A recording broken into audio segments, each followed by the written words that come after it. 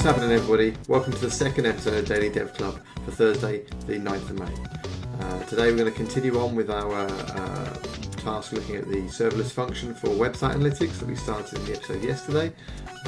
As I said, I recorded that all in one go, and then it turned out to be a bit longer than I wanted. So this is the second half of that as we debug our function, take a look at CloudWatch Logs, figure out where those parameters aren't coming through, fix that, and then test it on an actual web page to see hopefully all the stats coming through, flowing through nicely into our DynamoDB table.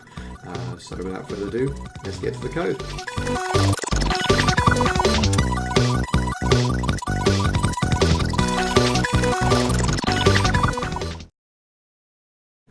Okay, so I push up a change that logs the item that we're trying to store, so we can see if it's the case that the data isn't in there, or if it's just not getting through. So let's have a quick look now. So it succeeded. So as you can see, so our actual data is not going into those item params. Up here. IP address, URL. We're passing through params, so we should be able to test this now. If we do param equals 1, 2, 3 and retest, that should hopefully get passed through. That's been stripped out too.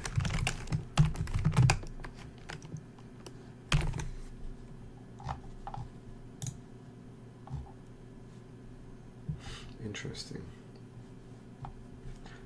So let's go back to the Express documents.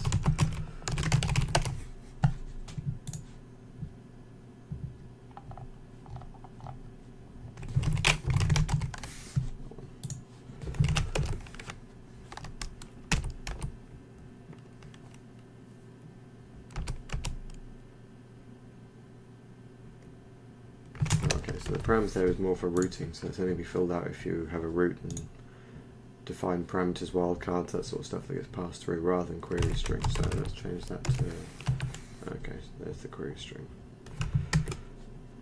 So we'll change that up to be passed to our query string. Because that'll be more interesting. But I wonder why our IP address is not being set. So a quick read.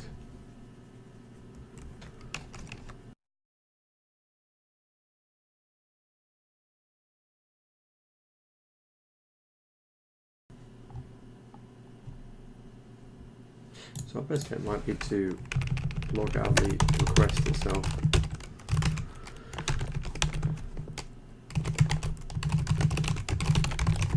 And then inspect it, and we should have a good idea of what we can actually use. Gives a chance to delve into CloudWatch as well, and have a quick look how the logs for Lambda functions work, which is always useful because debugging is interesting. But once you can log out the useful information, see what the request actually looks like when it gets to your function, you can then, it makes it a bit easier to decide what you need to do. So let's push that up.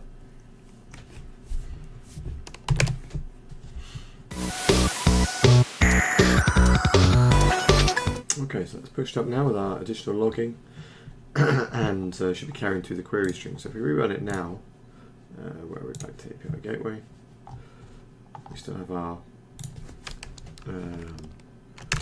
I don't think we need those in the query string. So now we can see that was stored. So that does get carried through now, our query string. And if we go to our items, the most recent one, test param. So it gets carried through nicely. So as you can see, we didn't add a column definition like we did at the beginning for these ones. It's the important one to define them as the partition key and the sort key. But then the beauty of DynamoDB is just any other keys you add in get stored in the database. Which makes it really good for flexible things such as this, where perhaps we're defining data later on, adding more stats, that sort of stuff that we want to add in, and not want to have this sort of rigid schema. So that's quite a good fit. So now that one's run, so let's go to CloudWatch with our logs. We'll refresh that, try and find the most recent entry. And let's have a look. So here's our express request, is where we logged. And we'll try and find, see what sort of useful information is coming through.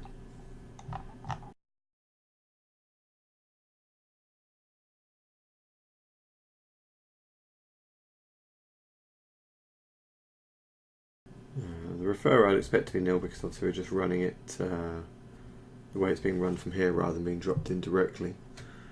In a minute we can test it on an actual dummy web page as we actually want to use it and see if that makes a difference. But the IP address I'd expect to be sent through.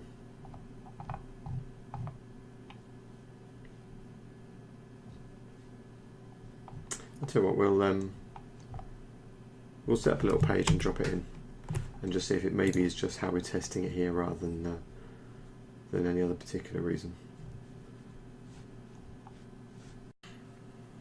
Okay, so if we deploy the API,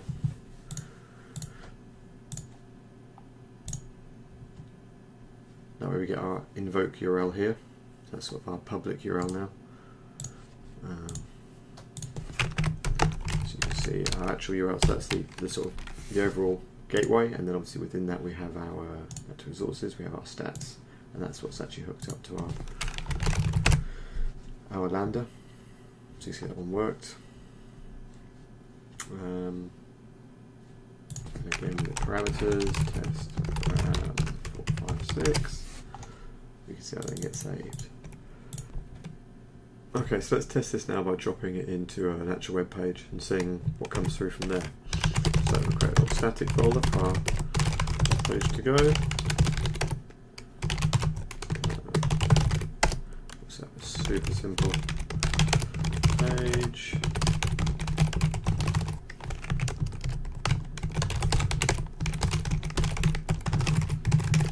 And let's super simple HTTP server to show it.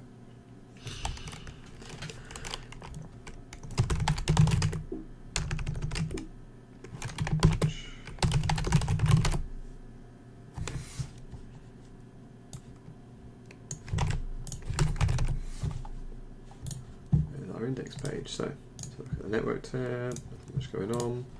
Now let's drop in a reference to our endpoint as a script tag.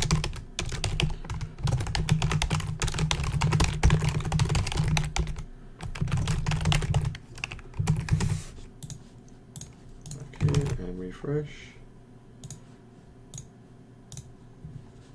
And then if we go to here, let's see if we've got any new ones coming through. Aha, there we go. So we've got the URL coming through now, which is nice. So still not the IP, but the original referrer is coming through. So presumably now as well, if we index.html, if we did that same thing, go back to here. Which one were we there?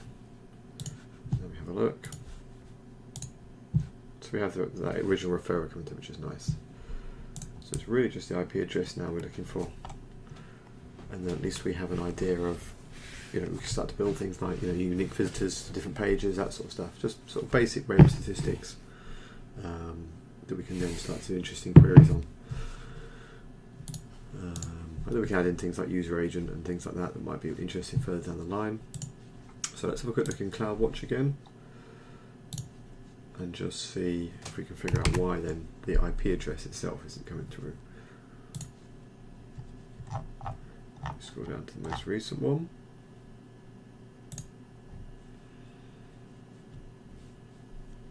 So the IP itself is definitely coming through. So now we have that referrer coming through. Now it's actually sort of embedded in the web page, which is good. The IP address is there. So it's obviously, it's in the source IP there, so it's obviously just not making it through to Express. Let's have a quick look. So is that a method, or is that just a... No.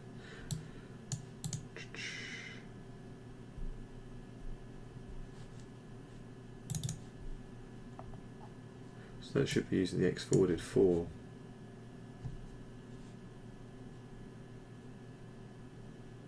Trust proxy, so maybe it's not trusting a proxy. Obviously it is proxying through API gateway, so maybe that's why it's coming through as nil.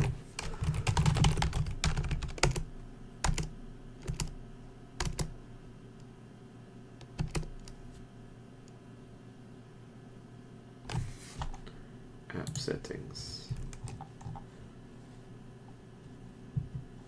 Okay, so by default it doesn't trust the proxy.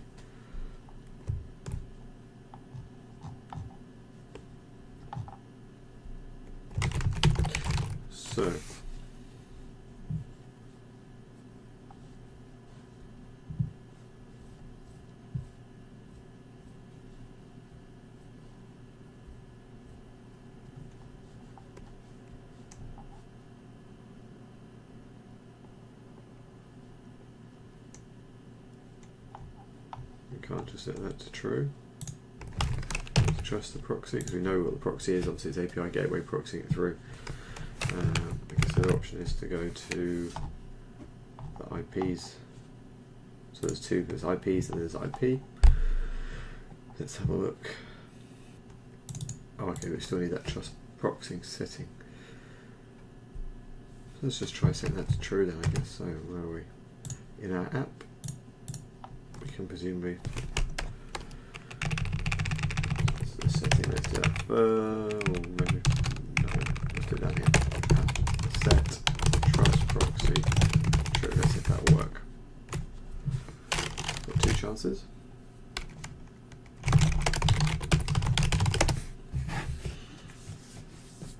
Push that up and see.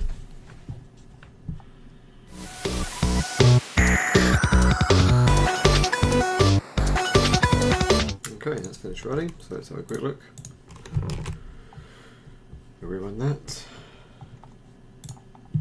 Let's have a look. Aha, we have our IP address going through now. So, we can just drop that script on any web page now. It goes through our API gateway. It hits our Lambda function. And it then stores some somewhat useful information in DynamoDB.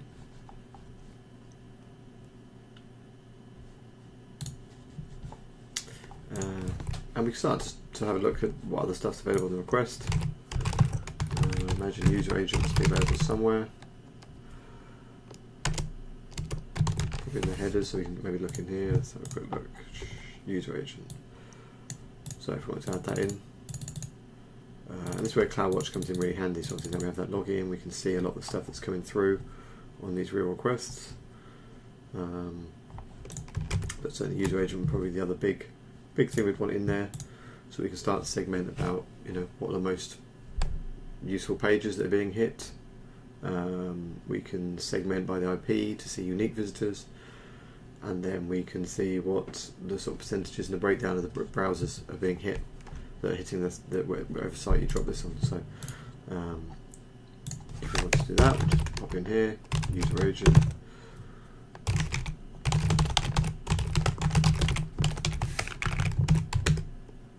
Bingo. Push that up, wait for that to come through.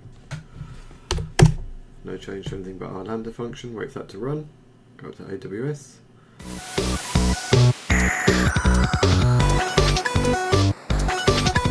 Okay, so that's all done, pushed up, and now if we test again, you'll see it takes slightly longer the first time. We do it after deploy. That's just the Lambda sort of being respun up again, I guess. They do sort of a cooldown so they don't get hit for a little while. That first request after a little while will take a little bit longer than normal. Right, let's have a look. There we go, and our user agent is in there, which is pretty nice. So a bit quick at that time. Right, back here, start search, and we can see that all those are in there now. So it's not too difficult really to use Amplify to spin up something pretty quickly to get the different resources we need in place. And then sort of half the battle with the Lambda functions is really figuring out how your parameters and how your different things are coming through the gateway, through to the Lambda function, to then be able to process them and do something useful with them. So that's where CloudWatch comes in really handy too. So, and there we have it. Our little mini project is complete. Our Lambda function behind our API gateway is working. The web stats are coming through nicely and into our DynamoDB table, and we got a chance to use CloudWatch Logs along the way to do some debugging. So quite interesting.